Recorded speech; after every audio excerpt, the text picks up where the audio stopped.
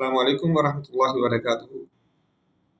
ابھی ہم تھوڑی دیر پہلے جو بات کر رہے تھے وہ ایپیسوڈ نمبر 1 تھا، اور اس میں ہم یہ ڈسکس کر رہے تھے کہ سید عاصم منیر نے اپنے دوسرے دورہ امریکہ کے دوران جو بیان دیا ہے، اس نے انڈیا کو اتنا غصے میں کیوں کر دیا ہے، اتنا سیخ پا کیوں کیا ہے، کیوں وہ جل جل کے مر رہے ہیں اس بیان کے بعد۔ اس کے متعلق ہم نے اس کو آپ کو تقریباً اس کا بیک گراؤنڈ بتایا کہ وہ ایک وار ہیڈ اپنا میزائل بنانا چاہ رہے ہیں، بنکر بسٹر میزائل جو ہے۔ تو ایک تو وہ تھا، دوسرا ان کے آرمی چیف نے ایک بیان دیا تھا، پھر کسی حد تک ان کے جو ایئر چیف ہے ان کا بھی ایک بیان اس کے بعد آیا۔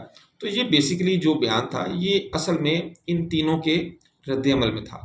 یہ کوئی ایسا بیان نہیں تھا جو خود ہی ایسے دے دیا گیا، نہیں، یہ اس کے رد عمل میں تھا، اور اس کو ہم نے آپ کے ساتھ پہلے ڈسکس کیا ہے۔ ہم جب آگے چلتے ہیں تو اس میں جوہری دھمکیوں کی جو شدت ہے اس پہ ہم ڈسکس کرتے ہیں۔ عاصم منیر صاحب نے یہ کہا کہ اگر پاکستان کو وجودی خطرہ لاحق ہوا تو وہ نصف دنیا کو اپنے ساتھ لے کر جائیں گے۔ یہ بیان انڈیا نے پھیلایا۔ اصل بیان یہ تھا کہ اگر پاکستان کے وجودی خطرہ لاحق ہوتا ہے تو پاکستان انڈیا کو بھی اس میں لپیٹ لے گا،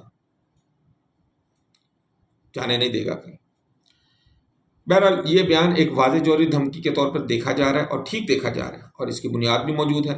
پاکستان کی جوہری صلاحیت اب ایک اٹل اور سنجیدہ حقیقت ہے، یہ سب کو پتہ ہونا چاہیے۔ اگرچہ انڈینز اسے جوہری شوقیاں قرار دیتے ہیں اور وہ کہتے ہیں کہ عاصم منیر جو ہے وہ ہمیں گیدڑ بھبکیاں لگاتا ہے، تو بھائی خدا نہ خواستہ جس دن آپ کوئی پاکستان کو سیریس چیلنج دینے کی کوشش کریں گے تو آپ کو پتہ لگ جائے گا۔ آپ کو پہلے بھی پتہ لگا ہے روایتی جنگ میں، خصوصاً جب پاکستان نے آپ کو 6 چھتر جمع 1 چھتر یعنی کہ 7 چھتر لگائے ہیں، جس میں آپ کے 6 طیارے گرے ہیں اور 1 آپ کا ڈرون مارا گیا ہے، ٹوٹل 7-0 کی جو پاکستان نے برتری حاصل کی ہے۔ تو اس کے بعد اگر آپ کو ابھی بھی سمجھ نہیں آئی ہے تو بھائی ہم کیا کہہ سکتے ہیں۔ اگر آپ مزید سبق حاصل کرنا چاہتے تو کر لیجئے گا، ہمیں تو کوئی اعتراض نہیں ہے۔ میں نے پہلے بھی آپ سے کہا تھا کہ فیلڈ مارشل کا یہ بیان پاکستان کی دفاعی حکمت عملی کا عکاس ہے، جو روایتی اور جوہری ہتھیاروں پر مبنی ہے، لیکن انڈینز اپنے آرمی چیف اور ایئر چیف کے بھونڈے بیانات پر توجہ ہی نہیں دے رہے۔ آئیے ہم آپ کو یہ بتاتے ہیں کہ بھارتی آرمی چیف کے 4 اگست 2025 کے بیان کا پوسٹ مارٹم کیسے ہوتا ہے۔ آپریشن سندور کے تناظر میں بھارتی فوج کے دعووں پر نظر ڈالیں تو بھارتی آرمی چیف جنرل دویدی، اس طرح کا کوئی نام ہے، اگر تو میں غلط لے رہا ہوں تو میں معذرت چاہتا ہوں، جنرل دویدی نے اپنے بیان میں آپریشن سندور کو ایک اسٹریٹجک کامیابی قرار دیا۔ دیکھیں کیسی زبردست بات ہے، اسٹریٹجیکلی کہتے ہیں جی ہمیں کامیابی ہوئی ہے انڈیا کو۔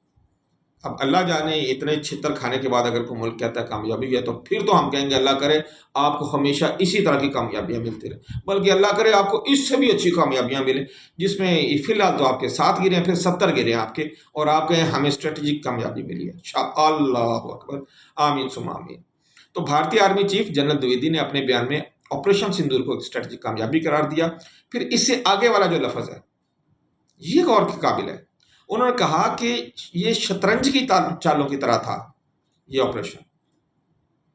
انہوں نے اسے شطرنج کی چال قرار دیا اور یوں دکھانے کی کوشش کی جیسے شطرنج میں ہارتے ہارتے بھی بعض اوقات آپ کی ایک چال دشمن کو زیر کر دیتی ہے۔ اس میں تو کوئی شک نہیں، جو لوگ شطرنج کھیل رہے ہیں انہوں نے دیکھا ہوگا کہ بعض اوقات آپ کھیل رہے ہوتے ہیں اور سب کو یہ محسوس ہو رہا ہوتا ہے کہ آپ تو بس ختم ہونے والے ہیں، اور اس دوران ہی آپ کو ایک ایسی چال چلتے ہیں یا آپ کا مخالف ایک ایسی چال چلتا ہے کہ وہ ایک ہی جو آپ کی چال ہے وہ شاہ مات کر جاتی ہے مخالف کو اور وہ ہار جاتا ہے۔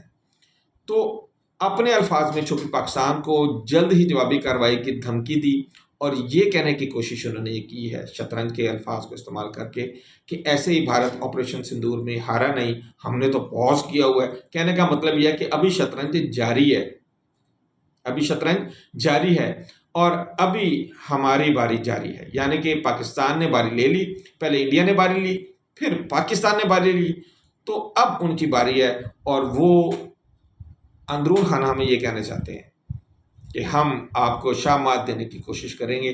تو یہ جو شاہ مات ہے اس کا جواب پھر شاہ بیان سے ہی آنا تھا نا. ہم تو آپ کو بتائیں گے نا کہ بھائی آپ اگر اتنا شوق کر رہے ہیں اور ہمیں اس طرح کی دھمکیاں دے رہے ہیں، آپ تو بڑے ملفوف الفاظ استعمال کر رہے ہیں، بڑے آپ چھپے ہوئے الفاظ استعمال کر رہے ہیں، دھمکیوں کے لیے شطرنج کا آپ نے لفظ استعمال کیا. او بھائی ہمیں تو کوئی ضرورت نہیں ہے، ہم کیوں چھپا کے بات کریں، ہم تو سیدھی بات کرتے ہیں. اور ناظرین آپ یہ تو جانتے ہیں کہ بنیے کا ایک اصول ہے کہ چمڑی جائے پر دمڑی نہ جائے. یہ کو میں نے یا آپ نے تو نہیں بنایا، صدیوں سے یہ چلتا آ رہا ہے کہ یہ بیان، یہ محاورہ کہ چمڑی جائے پر دمڑی نہ جائے.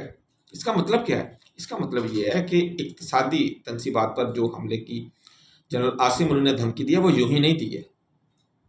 انہیں پتہ ہے کہ بنیا جو ہے جب اسے یہ تکلیف ہوگی کہ میں جہاں سے کما رہا ہوں اگر وہ جگہ چلی گئی تو میرا کیا بنے گا جناب. تو جوہری دھمکی کے بعد، جوہری دھمکی اصل میں ہوتی ہے جان کی دھمکی ہوتی ہے، اور دوسری جس سے وہ سب سے زیادہ ڈرتا ہے وہ ہوتی ہے مال کی دھمکی. تو مال کی دھمکی انہوں نے کیسے دی کہ عاصم منیر نے بھارتی ریلائنس انڈسٹریز کی جمنا گڑھ ریفائنری، جو کہ عالمی سطح پر ایک اہم اقتصادی تنصیب ہے کیونکہ بہت بڑی ریفائنری ہے بھائی، اس کو ممکنہ ہدف قرار دیا. اسے پاکستان کی جانب سے بھارت کی معاشی طاقت کو کمزور کرنے کی حکمت عملی کے طور پر بھی آپ دیکھ سکتے ہیں. اچھا اسی تناظر میں آپ دیکھیں کچھ دن پہلے آرمی چیف کے بیان سے پہلے ہمارے D G I S P R نے بھی ایک بیان دیا تھا کہ جب اس مرتبہ آپ ہمارے ساتھ پنگا لیں گے تو اس پنگے کے جواب میں ہم آپ کو جو پہلی ہٹ کریں گے وہ مشرق سے ہوگی. اور آپ یہ جانتے ہیں کہ ان کا جو سارا مشرقی بارڈر ہے، جو سارے کا سارا ان کا ساحلی علاقہ اور اس کے ساتھ ساتھ ان کا صنعتی زون جو قائم ہے، ادھر تو انہوں نے بنائے دو وجہ سے ہیں. ایک تو یہ ہے کہ وہیں سے ان کو آگے مل جاتا ہے، ایکسس مل جاتا ہے سمندر کا، وہیں سے آگے چلے جاتے ہیں. اور دوسرا یہ پاکستان سے ایک لمبے فاصلے پہ ہے، اور ان کا خیال یہ تھا کہ چلو دور بنائیں گے تو پاکستان سے بچ جائیں گے. اور بھائی پاکستان سے بچنا اب آپ کے بس میں نہیں ہے، آپ کے بس میں نہیں ہے. اچھا اس طرح کی جو دھمکیاں نہ صرف عسکری بلکہ معاشی جنگ کے امکان کو بھی ظاہر کر رہی ہیں جو آنے والے دنوں میں آئے گا. کیونکہ عام طور پر تاثر یہ ہے کہ مودی جو ہے وہ مکیش امبانی، گوتم اڈانی کا پتلا ہے، انہی کے اشاروں پہ چلتا ہے، اور وہ مودی کو اپنے مقاصد کے لیے استعمال کر رہے ہیں. یہ میں نہیں کہہ رہا ہوں، یہ انٹرنیشنل میڈیا بھی نہیں کہہ رہا ہے. یہ کون کہہ رہا ہے؟ آپ ان کے اخبارات اٹھا کے دیکھیں، آپ ان کا سوشل میڈیا اٹھا کے دیکھیں، آپ ان کی اپوزیشن جماعتیں اٹھا کے دیکھیں، اسمبلیوں میں، اخباروں میں، سوشل میڈیا میں، ہر جگہ پہ یہ مینشن ہے کہ اڈانی اور امبانی یہ دونوں جو ہے یہ انڈیا کی گورنمنٹ کو آگے لگا کے رکھتے ہیں ہر وقت. نتیجہ یہ کہ پھر جنرل عاصم منیر نے وہی دھمکی دی ہے کہ جہاں سے یہ ساری پاور لے رہے ہیں ہم ان پاور سینٹرز کو ہی ختم کر دیں گے. نہ رہے گا بانس تو نہ بجے گی بانسری، جان ہی چھوٹی اس کام سے. یہی وجہ ہے کہ جیسے میں نے آپ کو پہلے بتایا کہ D G I S P R اور اب فیلڈ مارشل نے اصل مرکز یعنی اڈانی اور امبانی کے پاؤں چلائے ہیں، جس کی تپش سے نہ صرف یہ کہ سارے انڈیا بلکہ پوری دنیا نے بھی اس کو محسوس کیا. بھارت کو آپ جانتے ہیں کہ یہ بی جے پی جو ہے اس کی جو حکمران جماعت ہے یہ بیسیکلی آر ایس ایس کے پیچھے چلتی ہے، اور آر ایس ایس کو بہت زیادہ جو سپورٹ کر رہے ہیں وہ امبانی ہے اور اڈانی کی گندی ذہنیت ہے. تو یہ اسی پاور کو ہٹ کرنے کی بات کی گئی ہے. ڈائریکٹلی امبانی اور اڈانی کو بھی بتا دیا گیا کہ اگر پاکستان کو میلی آنکھ سے دیکھا گیا تو پہلی ہی فرصت میں تم دونوں تو گئے، اب تم اپنی گورنمنٹ کو کیسے ٹھیک کرتے ہو اب تم جانو اور تمہارا کام جانو. اس بارے میں پھر بھارت کا ایک رد عمل آیا اور انہوں نے تو بڑی تنقید کی، وہ تو کرنی تھی. بھارتی حکومت اور میڈیا نے ان بیانات کو غیر ذمہ دارانہ قرار دیا. نہیں تو جو آپ باتیں کرتے ہیں، جب آپ نے 98 میں حملے کیے اور اس کے بعد پاکستان کو دھمکیاں دی، تو کیا وہ آپ پھول برسا رہے تھے پاکستان پہ؟ آپ پاکستان کو کہہ رہے تھے جناب ہم نے ایٹمی دھماکہ کر لیا ہے تو اب ہم اس طرح کریں گے کہ آپ کے ساتھ صلح کر لیں گے اور آپ کے ساتھ کبھی لڑائی نہیں کریں گے. یہ کہا تھا آپ نے؟ یا آپ نے یہ کہا تھا کہ اب ہم نے ایٹمی دھماکہ کر لیا ہے تو اب ہم پاکستان کا بھی دھماکہ کریں گے؟ کہا تھا نا آپ نے. تو اب بھگتو. پاکستان نے ہمیشہ یہ کہا ہے کہ تم ہماری طرف एक उंगली करोगे ना तो हमारी 5 उंगलियों पर मुश्तमिल मुक्का तुम्हारी तरफ आएगा। तुम एक गोली चलाओगे, हम 5 गोलियां तुम्हारी तरफ चलाएंगे। तुम एक मिसाइल फेंकोगे, हम 10 मिसाइल तुम्हारी तरफ फेंकेंगे। तुम समझते क्या हो इस बात को?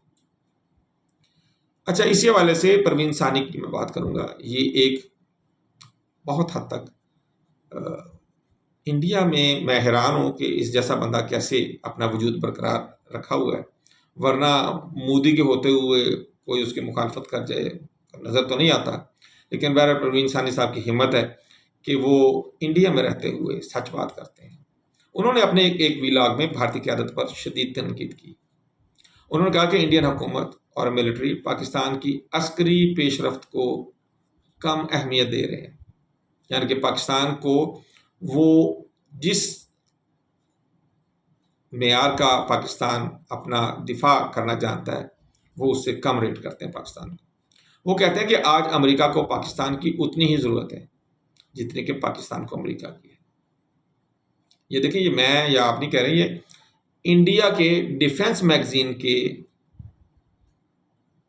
अपना एडिटर हैं और बहुत अच्छे, इनके तकरीबन रोज़ाना तो नहीं आते, लेकिन बहरहाल हफ्ते में 2 से 3 इनके व्लॉग आते हैं और इनके व्लॉग सुनने से ताल्लुक़ रखते हैं। मैं तो बहरहाल इनको सुनता हूँ और इनसे फ़ायदा भी उठाता हूँ। तो आसिम मुनीर का अमेरिका से ये बयान उसकी आलमी सतह पर बढ़ती हुई अहमियत का सबूत है। कैसे सानी ने ये कह दिया? क्या ये मुमकिन है कि कोई मुल्क अमेरिका में मेहमान के तौर पर हो और वहाँ से वो अपने मुखालिफ मुल्क को धमकी दे, और धमकी भी कोई छोटी मोटी नहीं? तो इससे आप क्या फील करते हैं? पूरी दुनिया ने पाकिस्तान को कोई कॉन्डेम नहीं किया, क्योंकि पूरी दुनिया को पता है कि ये पाकिस्तान की एग्जिस्टेंस के लिए अगर मसला बनेगा तो पाकिस्तान फिर आखिरी हद तक जाएगा। बहरहाल ये था हमारा दूसरा एपिसोड। मुझे लगता है कि मुझे तीसरे एपिसोड में जाना पड़ेगा, तो ये दूसरा हमारा तकरीबन 12 मिनट का हो गया। हम इस तरह करते हैं, इसको यहाँ पे ख़त्म करते हैं और मैं इसी के साथ ही अपना तीसरा एपिसोड भी जो है वो साथ ही शेयर कर दूंगा आपके साथ। यानी कि कल इंशाल्लाह, कल तो नहीं, मसलन कहने का मतलब यह है कि तीनों जो एपिसोड 1, 2 और 3 आपको तीनों इकट्ठे इंशाल्लाह मैं लॉन्च कर दूंगा। तीसरे एपिसोड तक के लिए इजाज़त दीजिएगा। अल्लाह हाफिज़। अस्सलामु अलैकुम वरहमतुल्लाहि वबरकातुहू।